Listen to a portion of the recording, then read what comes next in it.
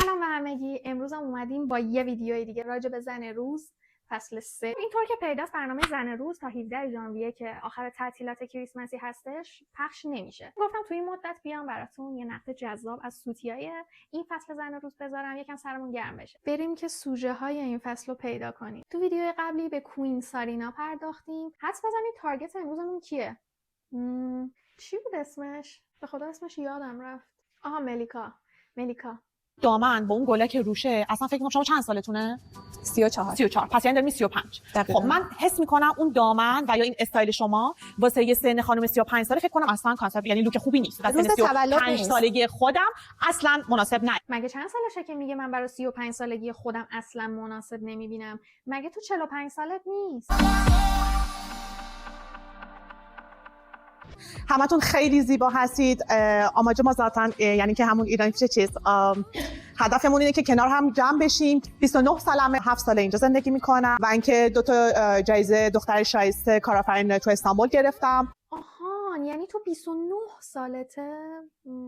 چه جالب. نمیدونم والا چی بگم. ایشالله که خیره. همه اصلا ناعدالانه. ما مورد داشتیم مثلا مثل همون خانم شماره که الان اول نشسته که نفر اول شد، شما به ایشون هم دیگه رحم نکردید. نه من 5 دادم. خب ایشون هم مثلا که با مغز پوکش فقط دهنش رو باز میکنه و حرف میزنه و همونجوری که میبینید قدرت بیان بالایی داره ملیکا جون و حافظه خیلی قوی. نمیدونم ولی کلا به بیشتر دخترها اصلا خیلی نمره جالبی نداریم. من میگم اگه نمیدونیم خب دهنمون رو ببندیم، این که کار سختی نیستش ای بابا. سرکار خانم خوش لباس و استایل فشن وارد میشود. اون دستمال رو کمرش دیوونه کننده است. من عروس هستم امشب. منو خواهر شوهرم پاگوشا دعوت کرده. موش بخورتت سراغ عروس خانوم. بریم ببینیم رقص این تازه عروس چه شکلیه.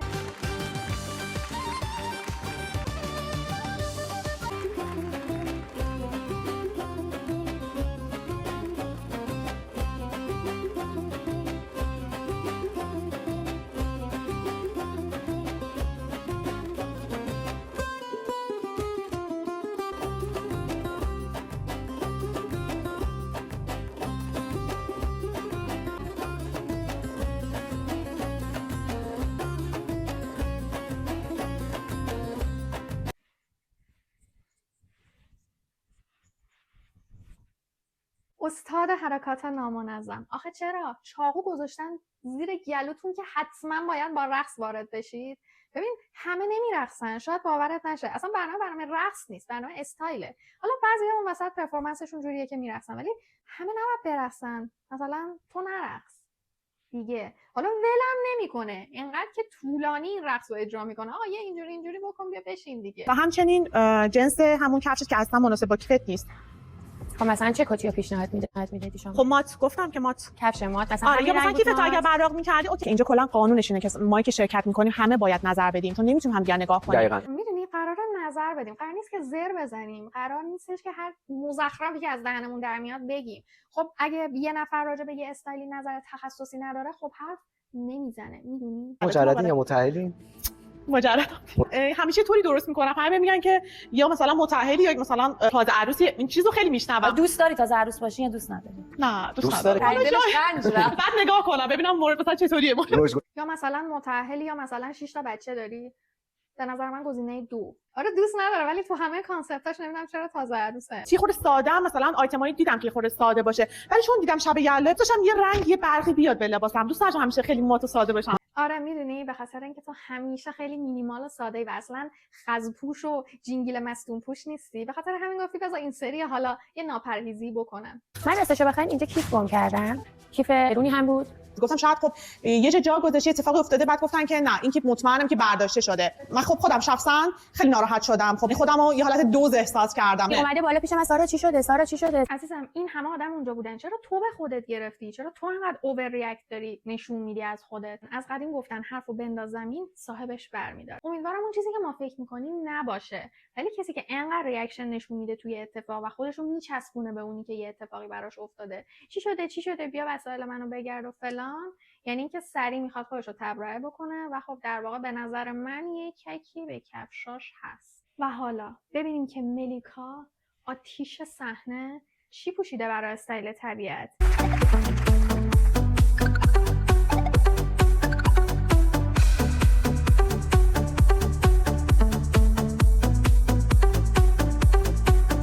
دریای زیبای هرمز. این شنای سرخی که داره، آسمون آبی و این اشکایی هم که این کلنگ کشیدم واسه همون الهام شده از بارون که داره به دریای زیبای هرمزمون میخوره. دیدم لباسم خیلی ساده است، گفتم کمر رو بذارم.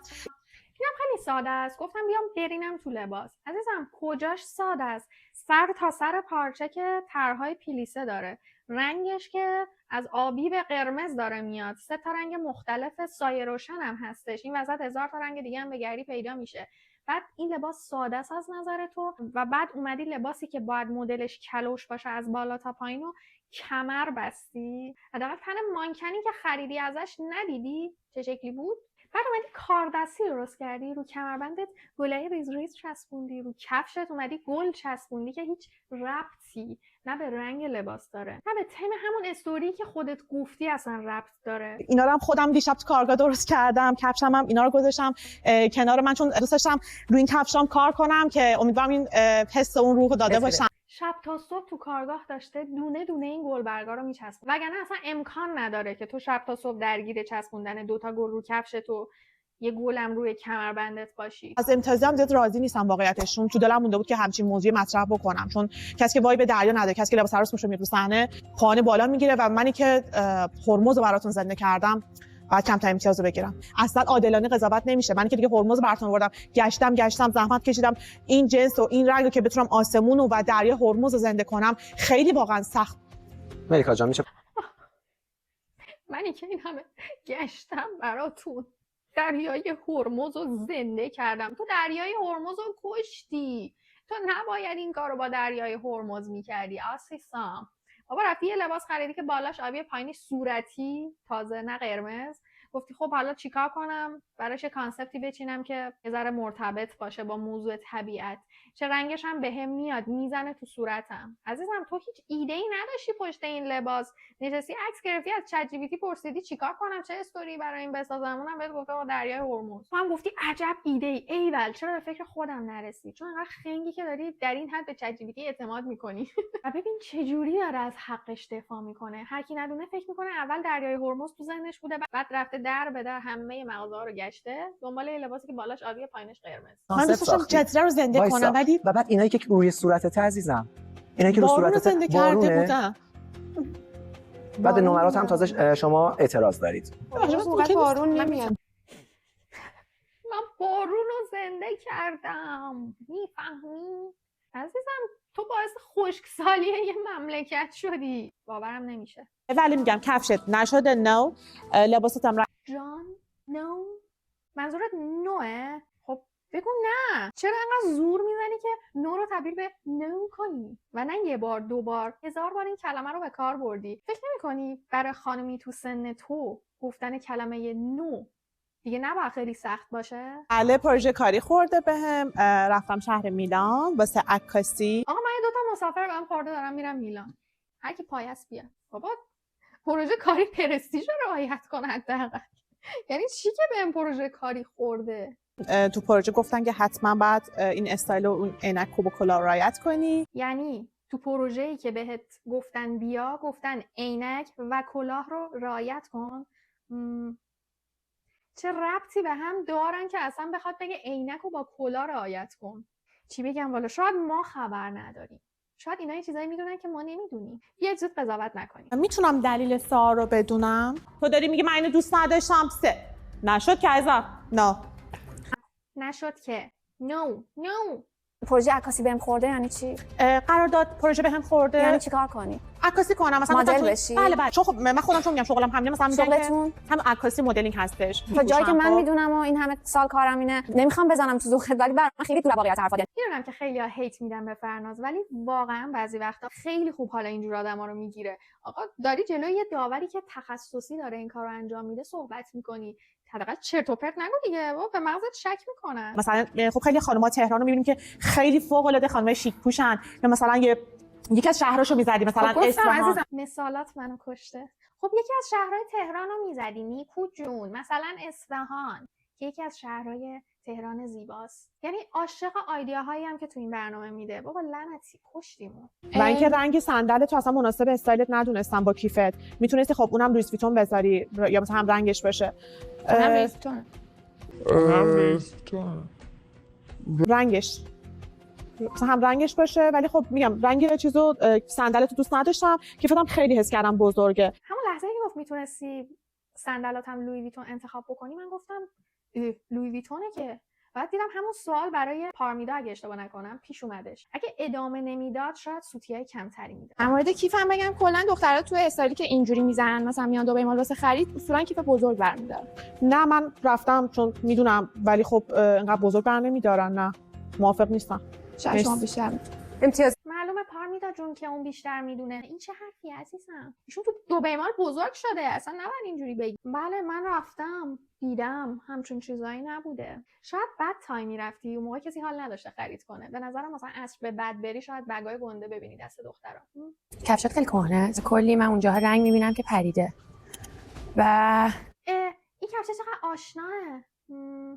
فکر کنم قبلا یه جا دیدمش، ولی یه ذره مدلش فرق میکرد اگه اشتباه نکنم. دوست داشتم روی این کفشام کار کنم که امیدوارم این دقیقاً من همون موقعی هم که روش گل کاری کرده بود برای دریای زیبای هرمزمون به اون لک‌ها و رنگ پریدگیاش دقت کردم و حالا الان داره توجیه میکنه. من قبل از اینکه برنامه شروع شه رفتیم باغچه عکاسی کردیم، بعد واسه همین فکر کنم زدگی واسه این باشه که تو فضا رفتم.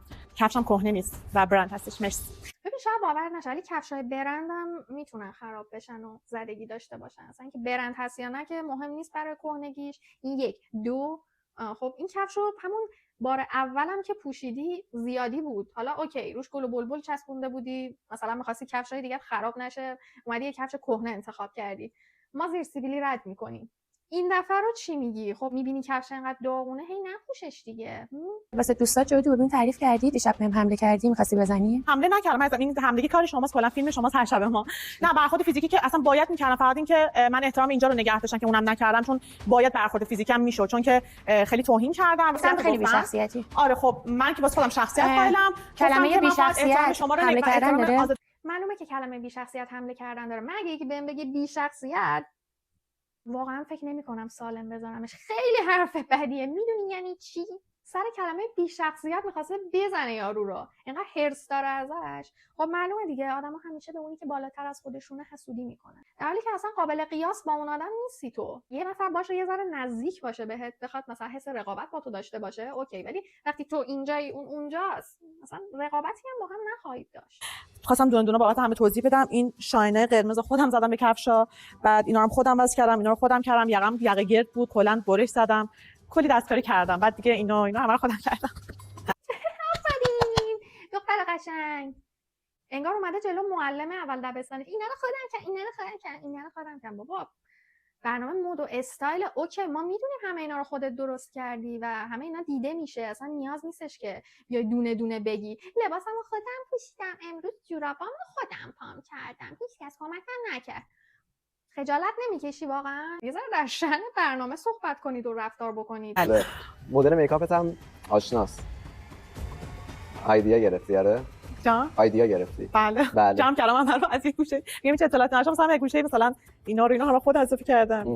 متوجه شدیم که اینا رو خودت اضافه کردی. اصلا نزن به کوچه علی چپ. داره میگه که ایدیا گرفتی. داره میگه این بدبختی بودی که تو فصل قبلی نفر اول شد و الان یه آدم داغونی مثل تو باید بیاد میکاپ اون رو تقلید بکنه. بدبخت محلا. یه فوق‌العاده است عزیزم. آخرین بار یه دونه بود که اینجوری بود. مدل خیلی جالبی بود. ولی اینکه تمام موهامو اینجوری گوجه کنم تا حالا انجام ندادم و می‌خواستم که فقط بازشون کنم. عزیزم کاش بازش می‌کردی، واقعا کاش با اون چهره زیبا نمی‌اومدی رو صحنه.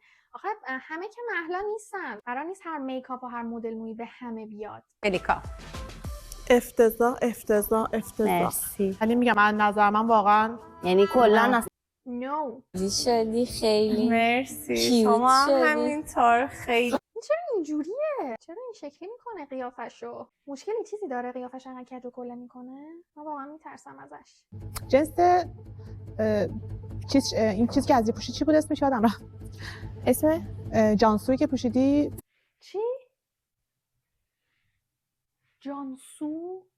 ببین اگه آدم یه اسمی رو یادش بره، حتی بر وزن اون اسمم خیلی چیزی یادش نمیاد. تو اصلا بلد نبودی اسمش چیه که داری میگی جانسو. یه چیزی شنیده بودی از بچه‌ها، مونده بودی که چیه، بگم نگم چی کار کنم. جانسو. بگم من اونقدر خوشگل شده بودم، بعد نگاه کردم همه جانسوس پوشیدن، دیگه دیدم همه جانسوس پوشیدن خواستم خیلی دوست داشتنی، باورم نمیشه. جانسوز ماییم که داریم این برنامه رو میبینیم، برنامه‌ای که اسمش استایل مود و فشنه و حتی اسم جامپسوت رو بلد نیستن. یکی میگه جانسو، یکی میگه جانسوز، جان گداز. مثل شم داریم آب میشیم.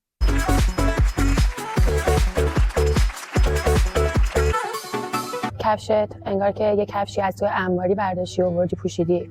شما اینطور نمی‌تونی با من کثیفه. صحبت کنین. کفش از انباری آوردی یعنی چه خانم؟ خب کفش شما هیچ کلا چیزی نداره. اصلا من نمیفهمم ایشون دیگه از حدش داره میگذره. خیلی بیادب داره شما صحبت می‌کنید. اون دیروز که کفش کهنه از انباری یعنی چی؟ خب این الفاظ. خانم شما با دیالوگ اصلا نمیتونید تو صحبت تو برنامه خانم. اصلا اجازه صحبت به شما من نمیدم. کیفت خیلی بچگونه است، اصلا به سن و سالت نمیخوره. خانومم درست صحبت کن. خانومم یه ذره لفظش خیلی قدیمی نیستش، یعنی از لحن حرف زدن یه نفر، از تیک کلاماش هم میتونی بفهمی که قدمت زندگیش روی کره زمین چقدره. خانومم. خب لعنتی همه کفشات کثیف و قدیمیه. خب ما داریم به عنوان بیننده میخوایم یه لذتی ببریم دیگه. حالمون به هم خورد، هرچی لباس کثیف و درب و داغون تو پوشیدی تو این برنامه. تمیز بپوش خانومم. بعد اون کیفی که دستت گرفتی حس میکنم خیلی قدیمیه، یا نمیدونم از کلا حراجی گرفتی، چون زیادم جالب نیست برام. نه خواهش میکنم ازش انتقام نگیر. تو بزرگواری ملیکا جان، تو کوتاه بیا. بعد اون رشدی که زدی به شدت سنتو برده، مثلا رو خانمای دور برای مثلا نمیدونم 50 ساله خیلی اصلا سنتو برده. اصلا میکاپت صفر. یعنی اگه من بخوام این تخته مال منه، بخوام نمره بدم بابت میکاپت صفر میدم. این تخته مال منه، اگه بخوام صفر میدم. عالی بودی، بی‌نظیری تو. یعنی تو میگی چهره سارا شبیه یه زن 50 ساله شده، ولی تو شبیه یه دختر 29 ساله.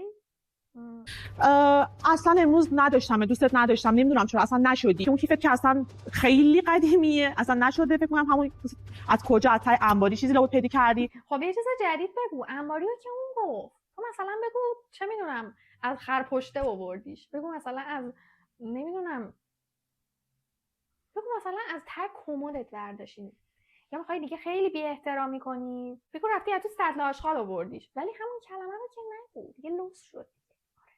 کمرت هم که فکر کنم از همون لابلای انباری چیزی پیدا شده برداشتی، گفتی یه کمرم بندازم، کمرم نشده. دارم صحبت میکنم تو تایم خودت، ما صحبت کن. این تخت مال منه، الان دوست دارم نظرمو بدم. بچه‌ها دارن میگن آقا اون کمر نیست، اون برای حاشیه میکروفونه. میگه این تخته منه، میخوام نظرمو بگم. اون دهن سرویس گوش بده ببین چی دارن میگن. اون کمربندو از تو انباری درش آوردی، میفهمی؟ یعنی عالیه وقتی یه موضوعی رو میفهمه که اشتباه گفته، نمیتونه بپذیره، میزنه به این در و اون در.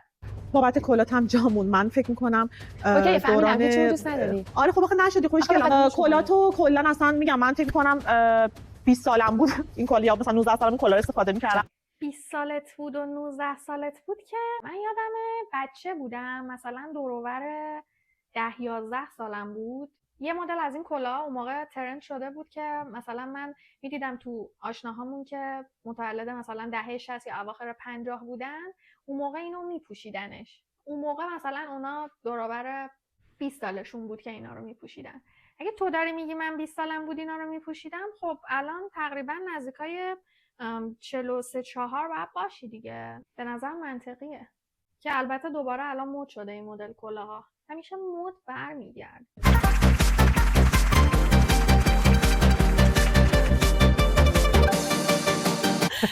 خواهر بزرگترم اینجا رو اینجوری نگه دار. قشنگ اپل داره دوتا، یقش بازه، قشنگیش هم به همونه. برداشته لباس خواهر بزرگترش رو پوشیده، 2 تا اپل داشته اینجاش، این اپولا رو برداشته سرشونه اومده تا اینجا، یعنی عین این دورس من که الان لشه، لباس مهمونی و کلاسیک ایشونم لش وایستاده تو تنش. باورتون میشه اومده یقه شلی که باید مدلش باز باشه و سکسیه، همه قشنگی و جذابیت لباس به همین یقشه، با یه نوار این شکلی از رو و خیلی تابلو اومده اینو بسته، عین یه پل. یعنی نکرده اگه میخواد یه کمی محفوظ ترش بکنه، نمیدونم از زیرش مثلا یه از همجنس خود پارچه بیاد، مثلا یه یقه صاف بذاره، چون این شکلی هم هست لباس. ولی اینجوری که این اون گوشی اون جلو، بابا اصلا من کاری به برنامه مد و استایل ندارم. تو این لباس رو رود میشه بپوشی بری مهمونی، بپوشی بری جلو دوستات.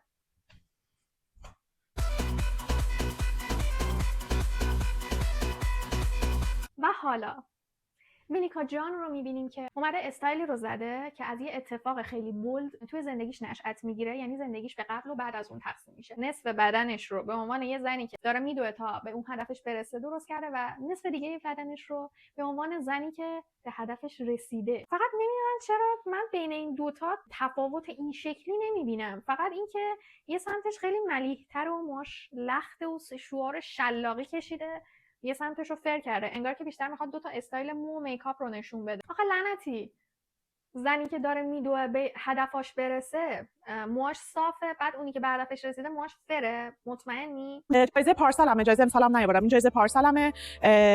دختر به عنوان کارآفرین ترکیه رو گرفتم، تو خانوما لاین شرکت کردم و موفق شدم.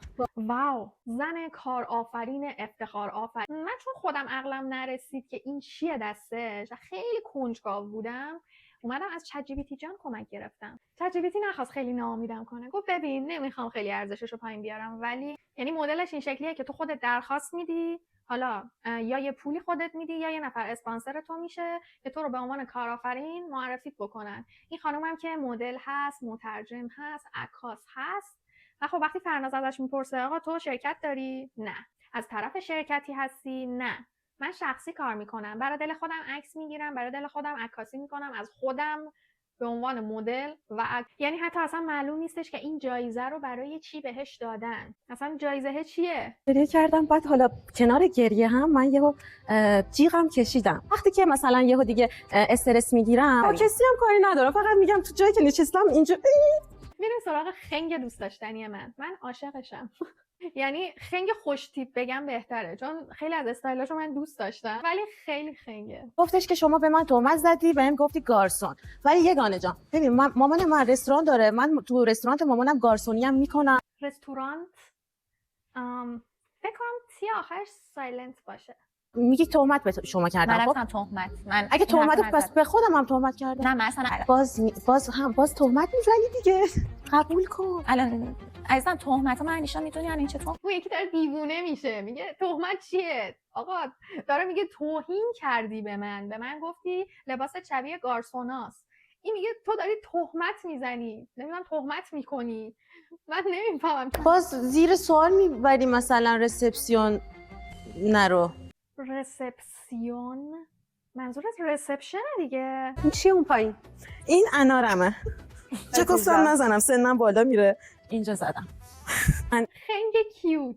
ورداشته گل سینه‌شو به جای اینکه اینجا بزنه زده پایین دامنش و منطقش هم این بوده که چون سنمو میبره بالا، یعنی هیچ جای دیگه ای نبود تو لباس که تو اونو بزنی و سنتو نبره بالا، زدی اون پایین اون گوشه دامنت. از فینال هفته قبل که این مونده بود سرم کلاه رفت. ببخشید با توف دهان میشه پاک کرد. 2 روز 3 روز دارم اینو کیسه میکشم پاک نمیشه. هر بار منو سورپرایز میکنه. عالیه. تتوهای رو دستش از سری پیش که برای استایل پانکی زده بود نتونسته پاک کنه. خیلی صادقانه میاد رو صحنه میگه این موضوع. شما چقدر قشنگ شدین. دیگه یه چیزی بگم. باید بگیم مرسی، ممنونم. لعنتی یه سری چیزا اصلا تو دیکشنری تعریف نشده. الان به نظر شما چه ردی از جشنواره کریسمس یا بازارچه کریسمس من میتونم توی استایل تو ببینم؟ منم اون چیزا از این پلیورا دیدم خرس داشت جلوش، می‌خواستم بگیرم. آره؟ بعد گفتم من هیچ وقت از اینا نمیپوشم که چرا بگیرم. یعنی صادق‌تر از این شرکت کننده خودشه. تو روح داور داره میگه که من از اینا نمیپوشیدم، نگرفتم. گفتم فقط برای مسابقه نخوام استفادهش کنم. بابا لعنتی.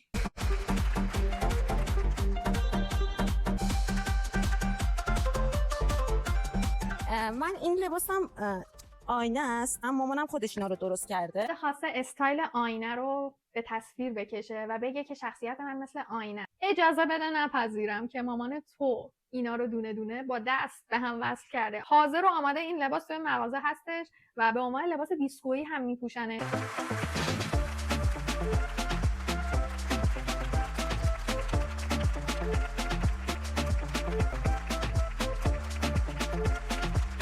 شرکت کننده بعدی دیگه از همون جلسه اول انقدر ندار بود با داورا و بچه‌ها، دامنش رو دیگه کم مونده بود بندازه رو کولش بیاد روی صحنه. و جالب همه اینا ادعاشون اینه که ما مدلیم و نمیدونم آدمای خفنی هستیم.